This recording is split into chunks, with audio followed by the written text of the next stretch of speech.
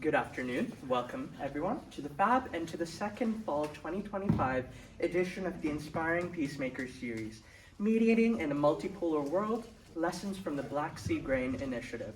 My name is Aryan Vajpayee, and I'm the Logistics Director of the Peacebuilding Initiative. PBI is a student-led organization that promotes youth participation in peace-building efforts and globally oriented discussions. Founded in 2019 at the Geneva Graduate Institute, the organization now has over 200 active and former members and is led by a board of 19 to realize our vision of creating a world where the collective efforts of youth and young professionals from diverse backgrounds leads to sustainable peace and harmony. Now in the second year of our Inspiring Peacemakers series, our collaboration with and generous support of the Nagulendran Philanthropy Alliance aims to connect young people with peace professionals who are working in various fields to inspire, motivate, and provide a gateway for asking pressing questions on today's global challenges. Previous events have brought together ambassadors, trade leaders, mental health professionals, and those with the ability to shape narratives into positive ones for peace. I would like to welcome Mr. Berkemeier, who will deliver today's opening remarks. Mr. Gunnar Berkemeier has served as Head of Political Affairs, Minister-Counsellor at the Permanent Mission of Germany to the United Nations in Geneva since January 2025. He previously was Private Secretary to the State Secretary, Deputy Minister, as well as to the Political Director in the Federal Foreign Office. He was also Deputy Head of Division for European Foreign and Security Policy. During Germany's last term on the Security Council in New York, he worked at the Permanent Mission of Germany, focusing on peacekeeping in Africa. This was from 2018 to 2020 when Germany had that seat.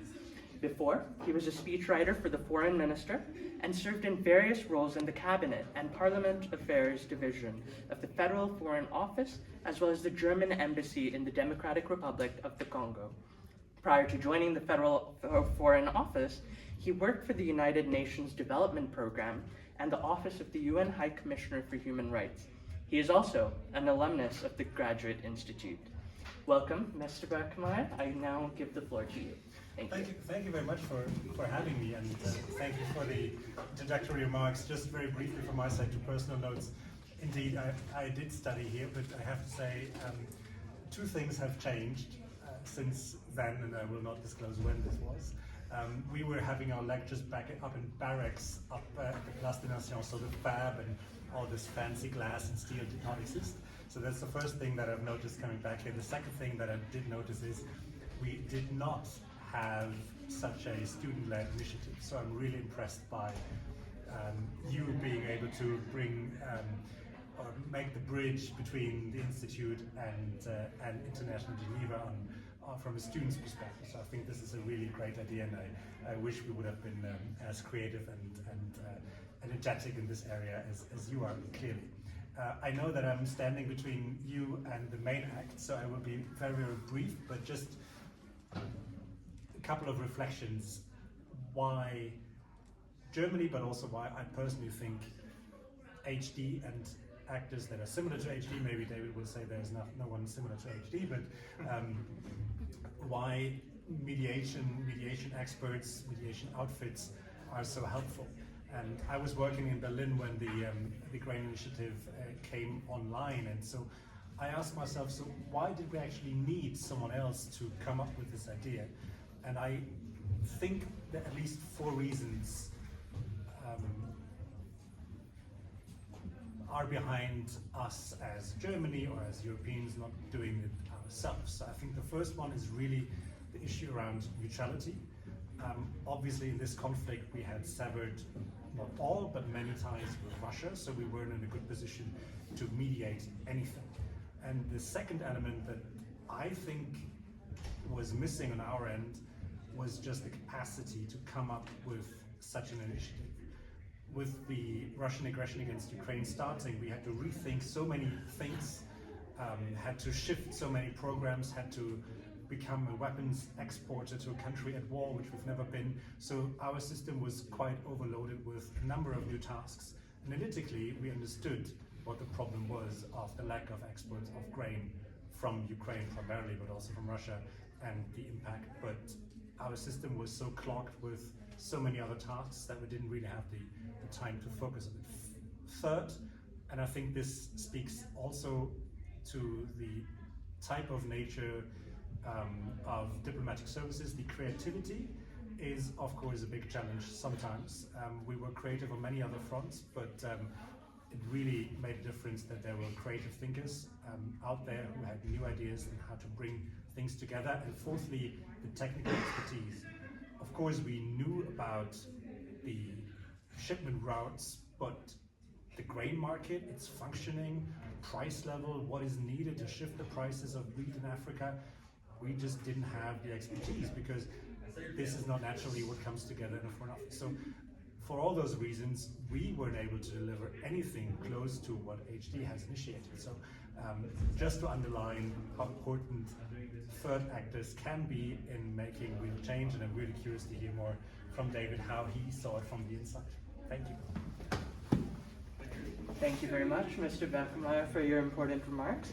I would now like to pass the floor to Pilar Paradiso, Communications Director of the Peacebuilding Initiative, who will introduce Mr. David Harland, Executive Director of the Center for Humanitarian Dialogue, and continue with today's program.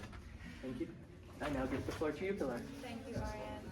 Thank you everyone for being here today. It's my great pleasure to introduce David Harland. David has served as Executive Director of the Center for Humanitarian Dialogue since 2011. Under his leadership, HD received the Carnegie Waltler Peace Prize for its more than 20-year record in ending armed conflict, and for its patient, creative, and discreet approach, including its role in the Black Sea Grain Initiative.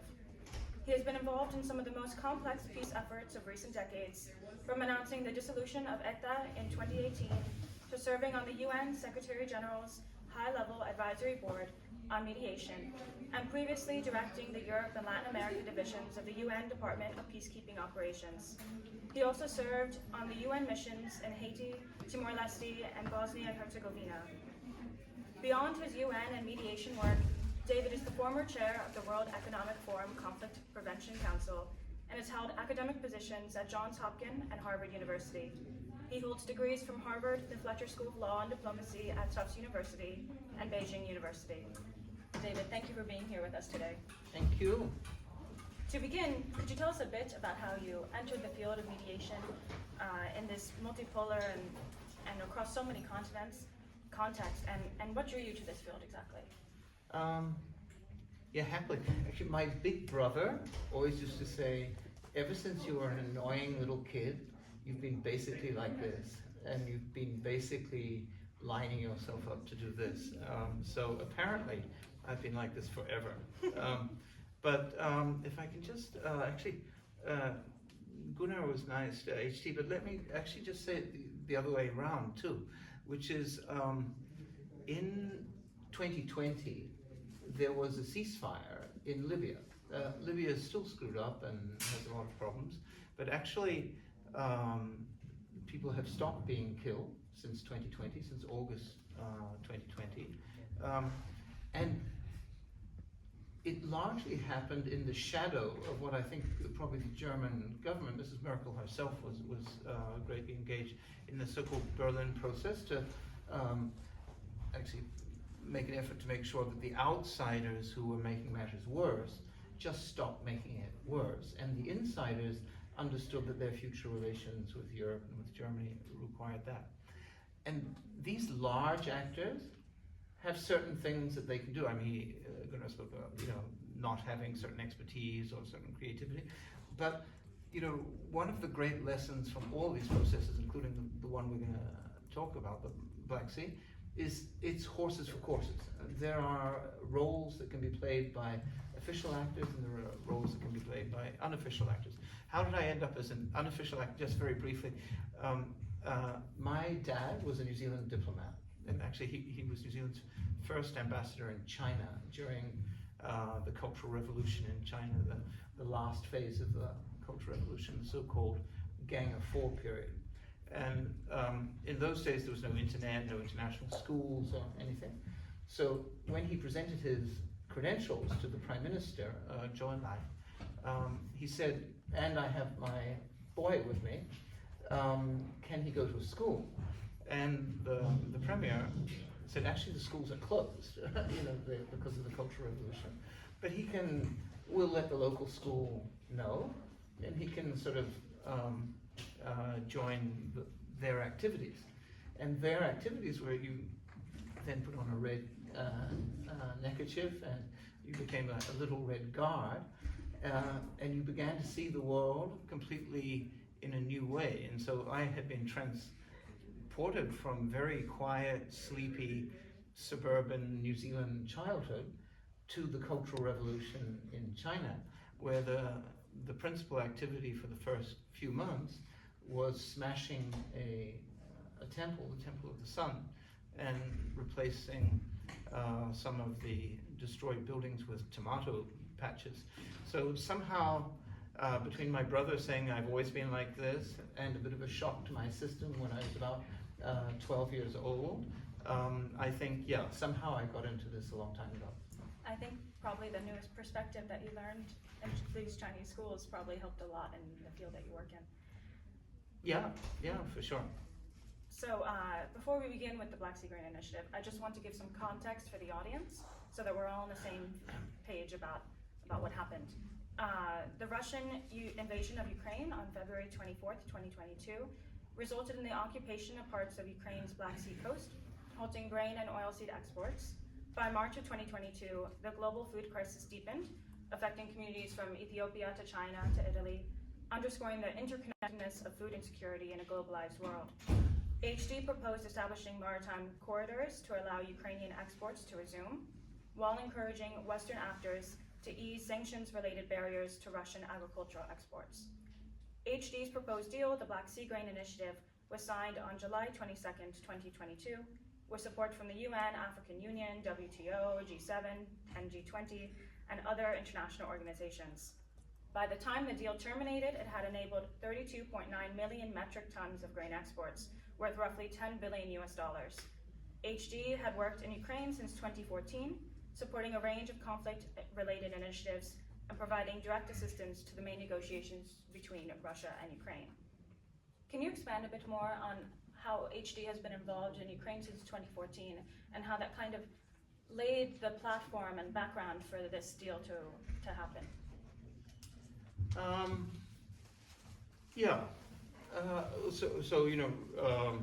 Russia took over Crimea and then invaded instigated a Russian-supported woodcut through them, and it became an immediate risk, I think, in about 2016, when one of the mines, former coal mines, became flooded because the Ukrainians stopped being able to pump water from them. And then there became a contamination risk of toxic chemicals and indeed of nuclear contamination of the water table. And that is a water table shared by Ukraine and Russia. So they agreed, what was then confidentially, but now has been leaked to the press, is not very sensitive, I think. They agreed that they would cooperate to protect those areas quietly and to demarc them. And in fact, again, our friends in the government of Germany took a delegation also in confidence then from both sides to the German province of the Ruhr, where apparently they have large numbers of these, some of them going back a couple hundred years, of coal mines in various states of closure requiring ongoing pumping and engineering engagement.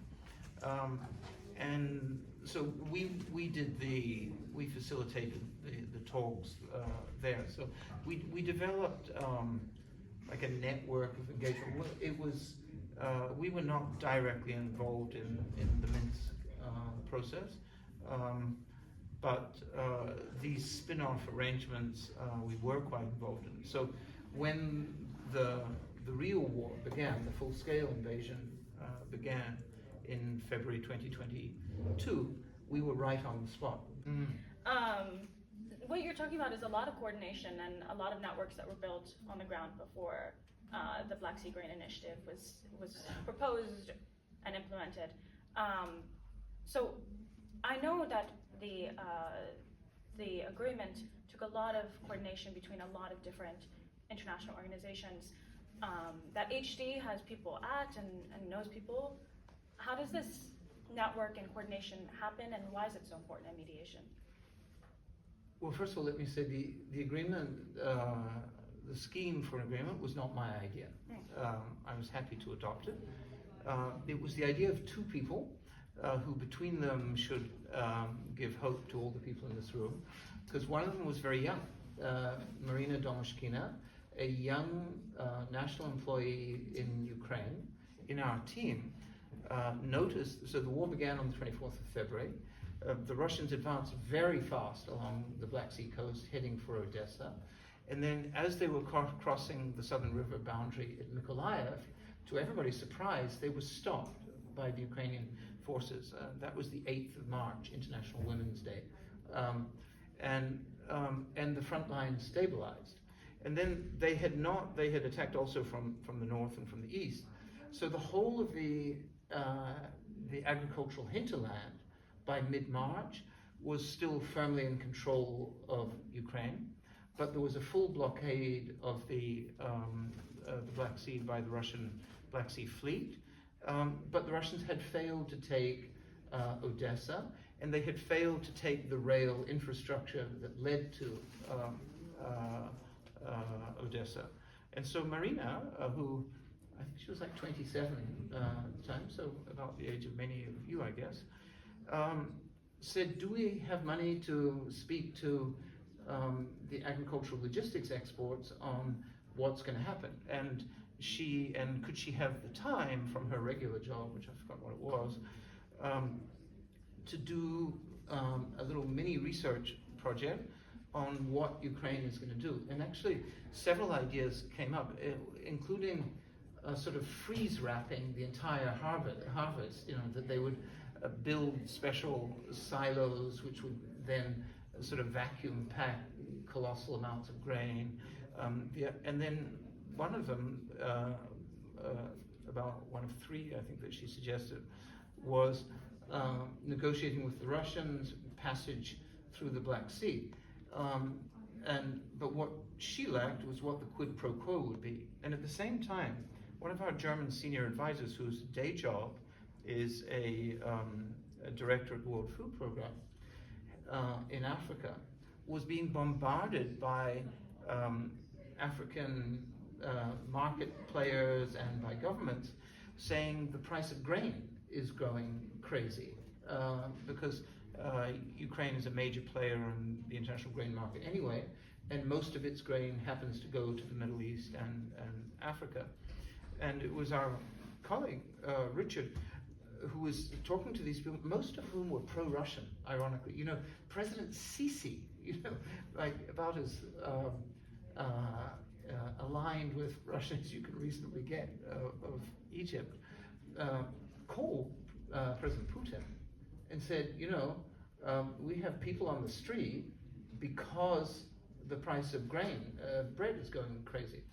And Richard said, when he saw Marina's note, he said, why don't we get the African countries and Middle Eastern countries and maybe China, all those who are pro-Russia, to weigh in with Russia to allow these corridors to open. He also came up with a second countervailing idea, which is Russia was complaining, it wasn't very true, but they were complaining that their own agricultural exports were suffering from sanctions. So he said, why don't you do two things? Take Marina's idea for the grain corridor across the Black Sea and combine it with pressure or intervention from the African Union, from the Middle Eastern countries, from China, and throw the Russians a bone in terms of their own, at least rhetorically, in terms of their own exports. So we put it together, and on the 25th of March, I sent it to the UN Secretary General. I'm a member of his mediation advisory board, and I called him and said, actually, we have an idea that looks like it could work. And And then the next steps were to speak to the Ukrainians and the Russians, and we were pleasantly surprised. In these kind of spheres, you have limited chances to offer an agreement or propose an agreement. Why go ahead with the grain deal in particular? And was there any fear that this would perhaps halt more pressing talks about humanitarian crises going on in Ukraine, or was it seemed more like a precursor to greater talks? Actually, I took a train when we sent the message to Guterres, and the call. I then went to Poland and then to Przemysl and caught the train into there, just as refugees were still flooding out of Ukraine, and went to Kiev to talk to them about it. And the head of external intelligence, Alexander Litvinenko, said, "That's a terrific idea. You'll never get it past our military, because actually we mine Odessa harbor too. The Russians mine it to stop us getting out, but we mine it to stop them getting in. And there's just no way you'll be able to do that technically, but it's a great idea." In our line of business, when somebody says it's a good idea in principle, you grab onto it. And some of them are crazy. And one of the odd things about the war between Russia and Ukraine is they were talking much more at the beginning of the war than they have talked ever since. So in fact, if I remember correctly, the 24th of February was when it began, which I think was a Wednesday. And then on Saturday, the 28th, they held the first round of talks. So the Russians invited the Ukrainians, so they were invading, and until the Friday, it looked like they would probably take Kiev. And on that day, they issued invitations to the Ukrainian government to appear at the Belarus border. And they actually did appear at the Belarus border, and they had 5 rounds of talks. I mean, it became difficult because the Russians tried to poison some of the Ukrainian delegates. But they had 4 rounds or 2 rounds on the border, 2 rounds in Belarus. One of them, deliciously for those who study history, in Brest-Litovsk. And then they had a round in Istanbul. And they actually came relatively close to a settlement to the agreement. And that was all going on. So when I arrived on my train, there was a flood of refugees coming the other way, millions. But talks were actively going on about everything from settling the war to humanitarian corridors, which we were involved in, evacuating of school children and so on, evacuating of third-party nationals. And the thing that the Ukrainians insisted on is, we will support this, but not as a confidence-building measure. So in a way, there was a lot of talking going on in March and April of 2022, but strangely, this was identified by both parties as a bubble issue, an issue they wanted to separate from everything else. I think the reason for that is because they actually wanted it to work. Makes a lot of sense. When we were speaking about the agreement, there were a set of 3 different bilateral agreements for the Black Sea Grain Initiative. That's right. And I know you mentioned that at the beginning, Russia and Ukraine were speaking, but toward the end, not as That's much. right. And when the proposal was being signed, the Russian and Ukrainian delegates wouldn't meet with each other. So I'm wondering, how did HD get by that? And one of the bilateral agreements included Turkey. So how was Turkey included in these negotiations, and how did you rally their support? So the parties to the agreement are Russia and Ukraine. There are in fact, strictly speaking, 2 agreements, and one agreement was signed twice. So one agreement is between Russia and Ukraine, witnessed by the United Nations and Turkey. And we ran the initiative from its conception in March till the 10th of May, and we met with Secretary General Guterres on the 10th of May in Vienna, and asked whether he would like to take it over and become the official mediator. And if we have time later, we can get into it. As an informal mediator, you reach a point where, it's like parents with teenage kids.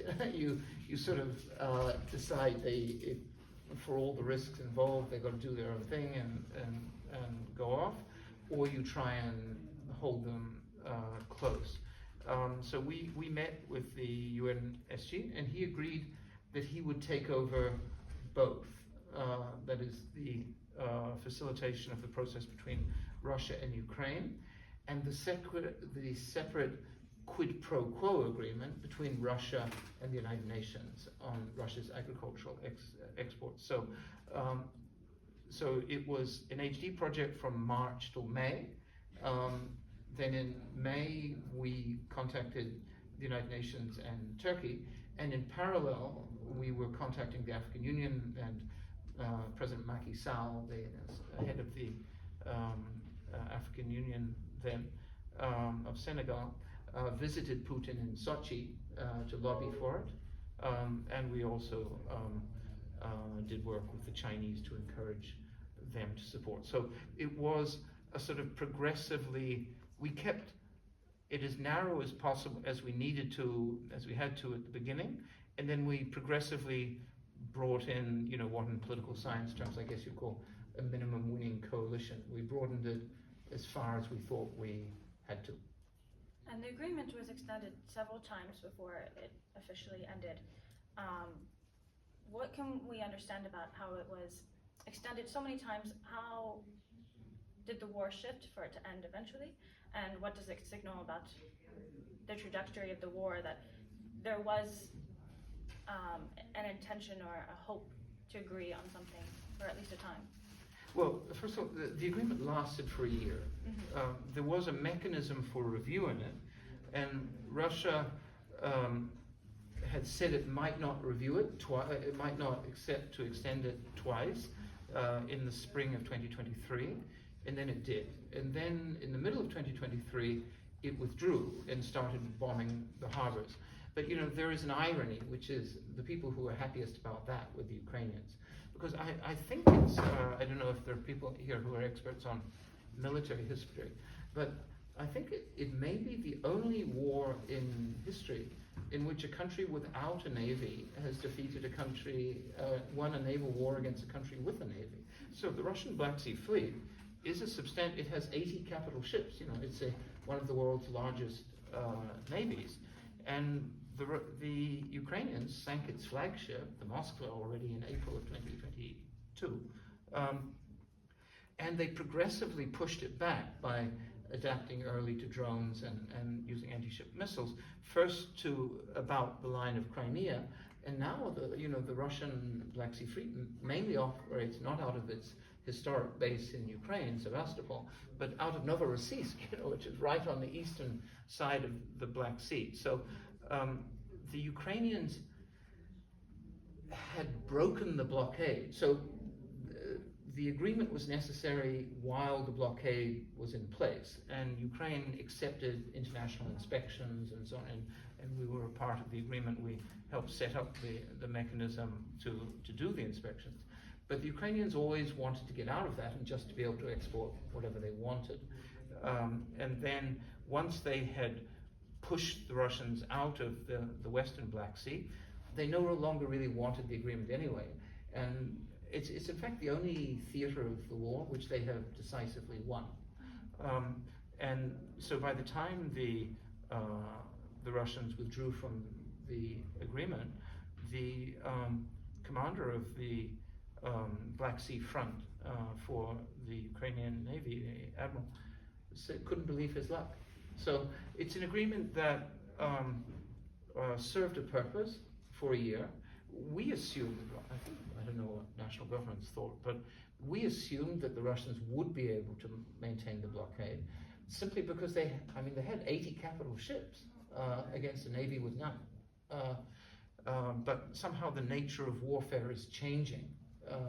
So actually, after a year, I mean, it was a great year in which grain prices came down, and Ukraine generated $10 billion in revenue, which otherwise would have had to be paid by European taxpayers or whatever. So it was a great success, but in fact, it had outlived its usefulness to both sides. Yeah.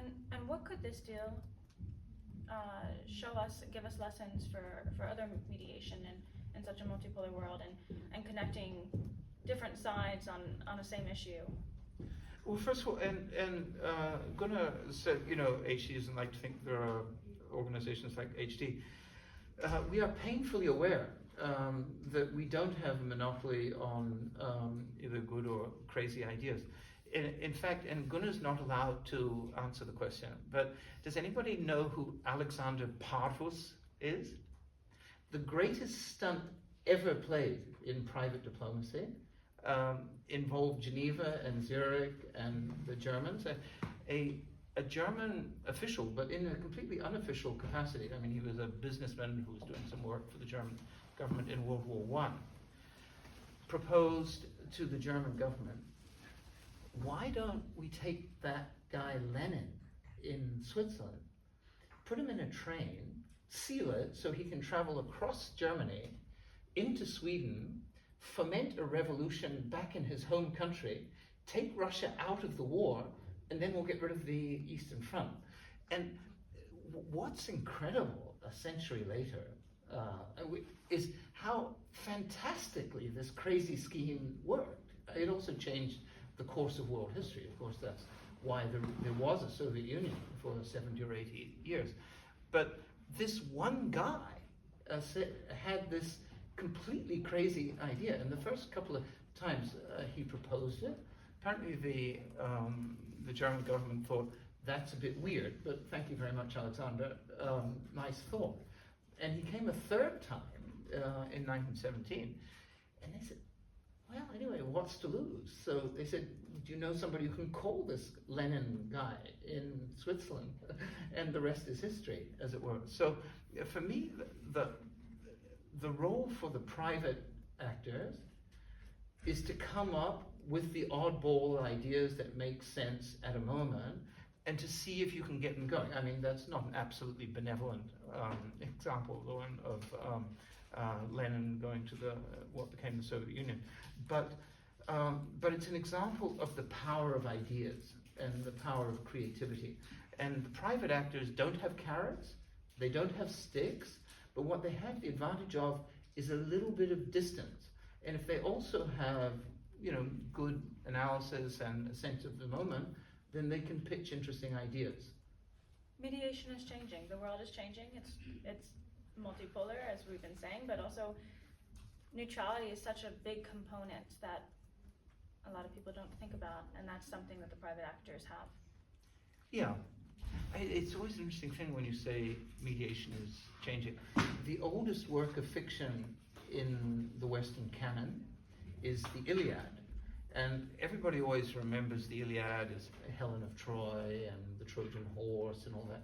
But the Iliad is actually, the actual narrative of the Iliad takes place over only 6 weeks in the 9th year of the war. Everything else, Helen of Troy, the 1,000 ships, all that is all flashbacks, people telling stories. And the fall of Troy and the death of Priam and the flight of Aeneas and the burning the topless towers of Ilium, all of that, and the Trojan horse, all of that is sort of adumbrated in the story.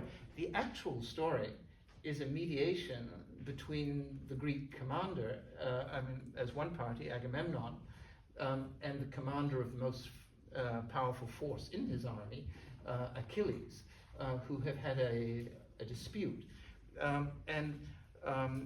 Over the course of the Iliad, and the mediator is Odysseus, who then becomes the hero of the sequel to the Iliad, the Odyssey.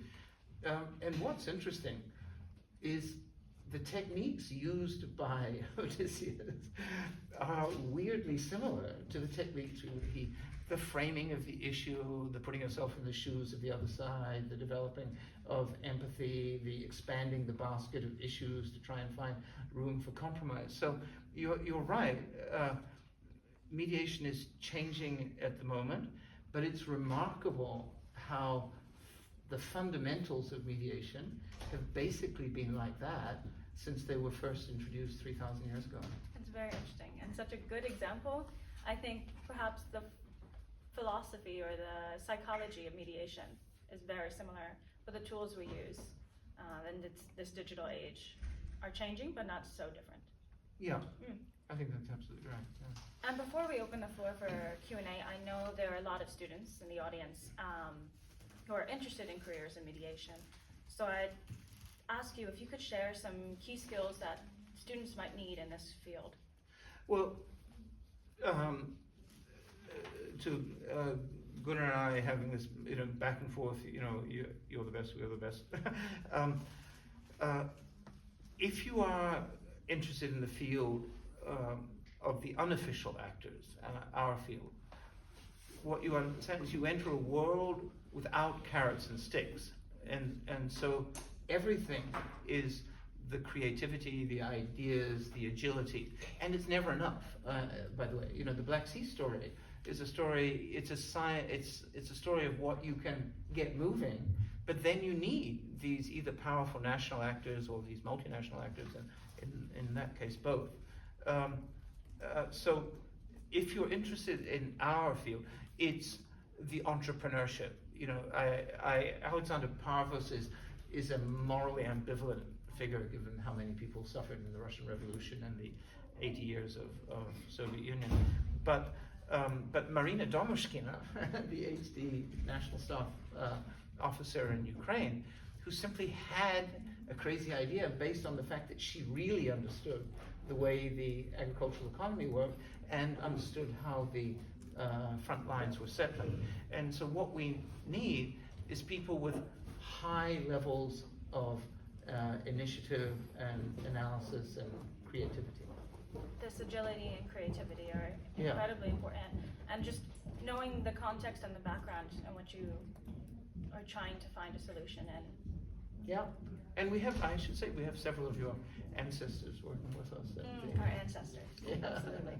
Working with us at HD. Yeah. I'd now like to open the floor for questions and answers. Right there. Hi, thank you, Sarah. Sigurd Moshka from the Netherlands International Law Program. It was a very lovely talk, particularly around the issue of Ukraine. I just wanted to talk about the difficulty of mediation, particularly when dealing with a conflict that has resulted from a series of negotiations that didn't go well prior to that. I specifically, we have a representative from the German Foreign Ministry here as well. There was a deal between the Iron Maiden protesters and Yanukovych, in which the German government, the Polish government, and I think the UK government were witness to that. The idea at that time, just so in everybody's reference frame, was that Yanukovych would take the security forces out of the streets, the Iron Maiden protesters would go back to their homes, and then they would have early elections. After Yanukovych pulled the security forces out of the streets, the Iron Maiden protesters ransacked all the state institutions, and then immediately passed law banning the Russian language, banning Russian signs, and all these other things on February 22nd, 23rd, and 4th.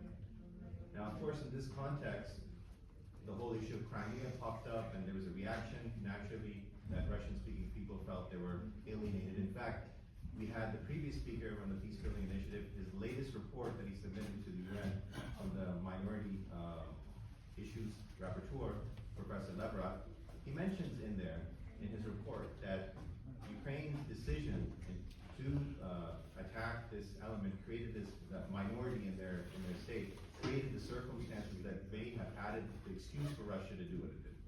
Now, I say this in hindsight for the difficulty that you have to face, and actors right now that have to face that. Is that something that's always hovering in the back that, hey, there was, do they really keep to their word, the other party keeps to their word or not? And as a mediator, to deal with that tension, that previously they have sat at tables, previously negotiations may have gone this way, that way. How is that a burden, and how do you manage that burden? Actually, that is kind of like what I feel is a huge challenge. Yeah, no, and it's particularly a challenge if you are a light mediator. If you have no carrots and no sticks to keep people on the straight and narrow, or to keep them operating in good faith. HD is an impartial actor. Neutral actor. We take no position on the merits of a conflict. And it's very difficult at times because, of course, we all have our personal views.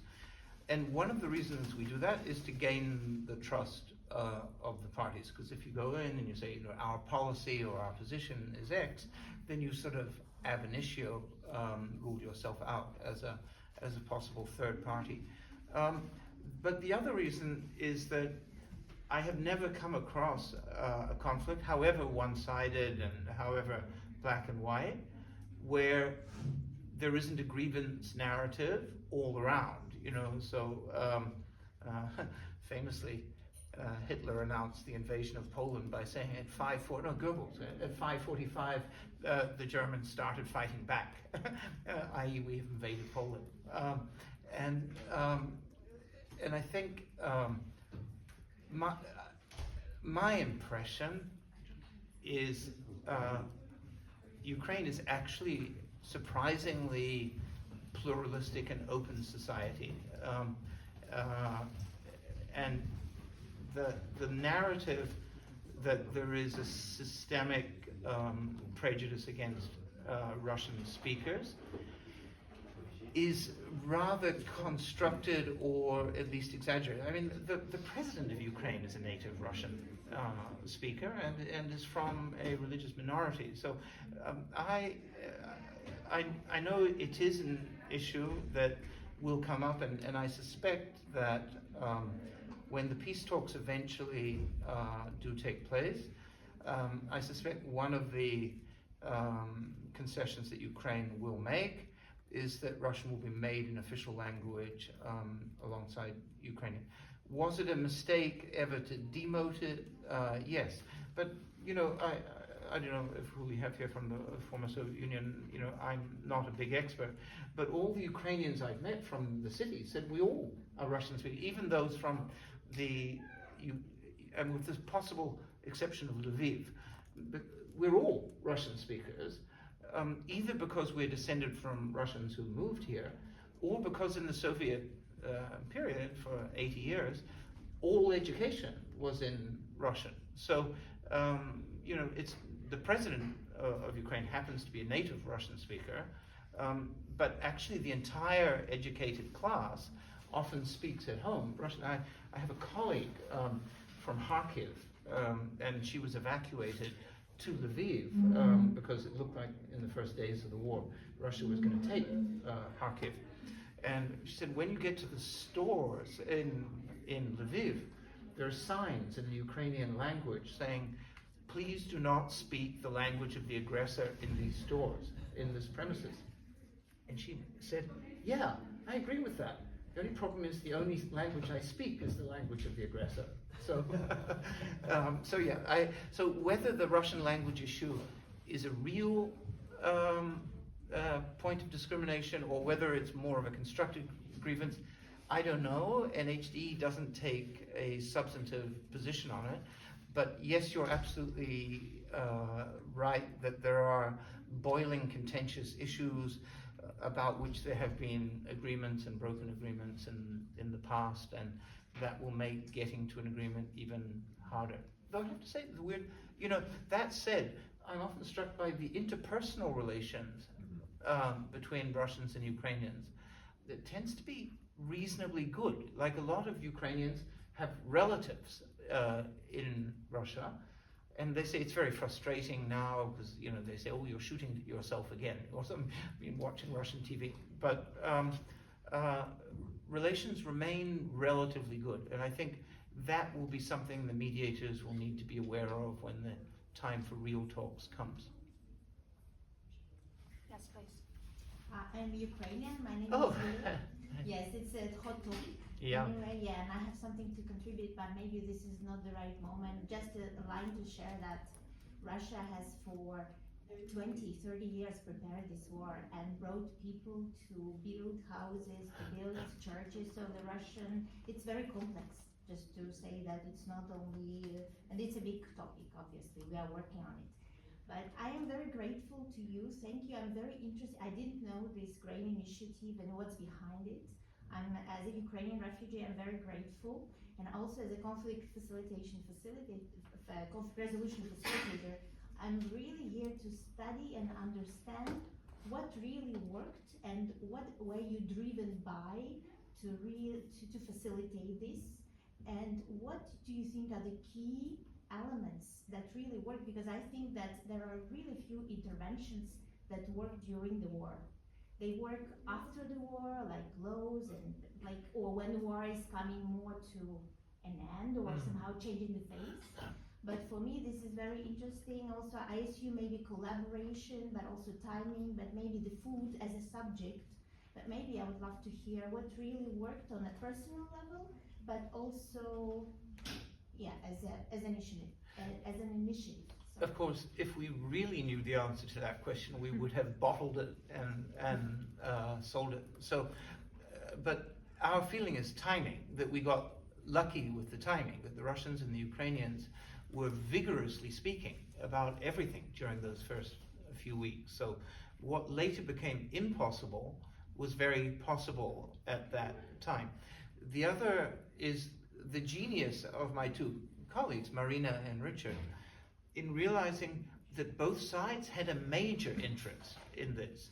Ukraine had no way, in theory, the European Union set up these so-called solidarity links, but the price per ton of moving the grain was higher than a ton of grain. So there was no economic formula that allowed the European Union to help take. It also annoyed the Romanian and Ukrainian and Polish farmers that this was coming across, and Europe already has its own internal strain. So the Ukrainians desperately needed to get the grain out, and they had no way of doing it except this golden opportunity that they had managed to hold on to Odessa, actually, and the two ports next to Odessa.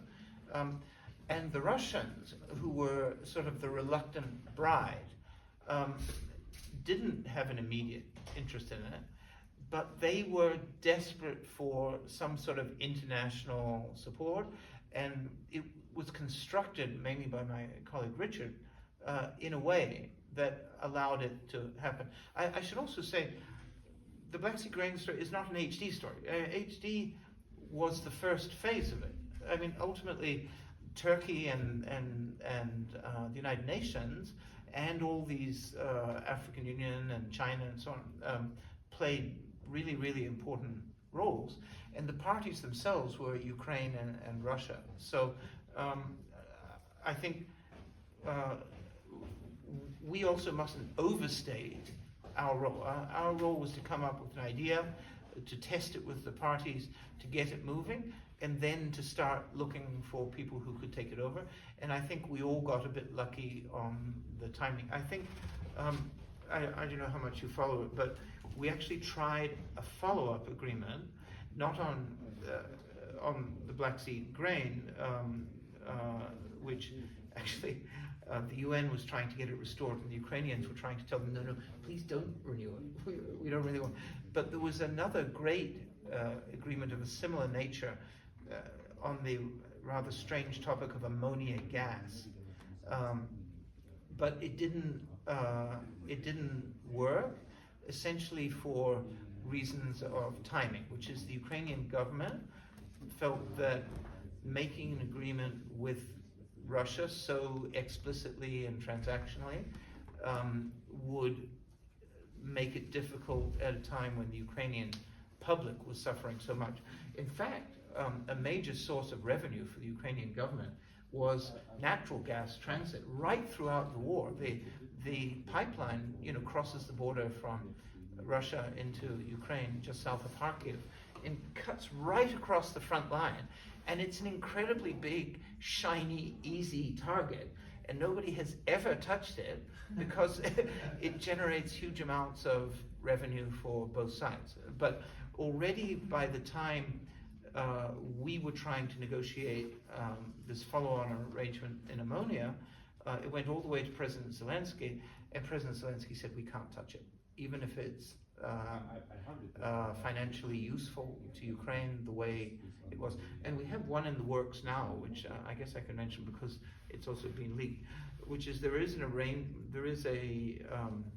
discussions that have been going on about Belarus, which is under sanctions, might be able, and is the world's largest exporter of potash, the essential ingredient for fertilizer, might be allowed to have a sanctions waiver, provided that it exports through Ukraine. So, in other words, to try and calm down both there. But that runs into the same problem, that the senior levels of the Ukrainian government feel that the public might feel that it's sort of dirty deal making at a time when people are fighting for their lives and people are losing their homes and their loved ones and so on. I think unfortunately that's all the time we'll have for questions. David, thank you so much. You're learning from your perspective and hearing about the Black Sea Grain Initiative was incredibly insightful for the mediation field and for what I think a lot of students want to study here. You could really hear a pin drop in this room, so I really appreciate your words. I'll let Arian close. Thank you very much, Pilar. And yes, thank you very much to everyone for attending this discussion. So we encourage you to continue the discussion in our apéro event, which is immediately following this discussion.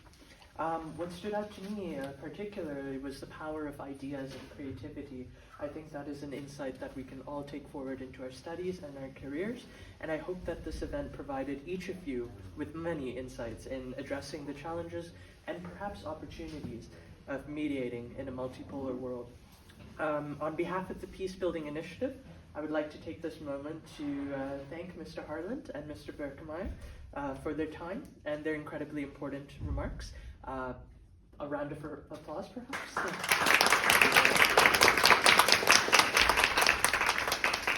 I would also like to extend a thank you to the Nagalandran Philanthropy Alliance for their generous support and partnership for the Inspiring Peacemakers series, and thank the FAB for hosting us. We would now like to invite our guests and all of you to the apéro portion of this event, so please help yourselves to the drinks and snacks which are at the very back. Thank you so much, very much once again for joining us today, and we hope you have a wonderful afternoon. Thank you so much. Thank you.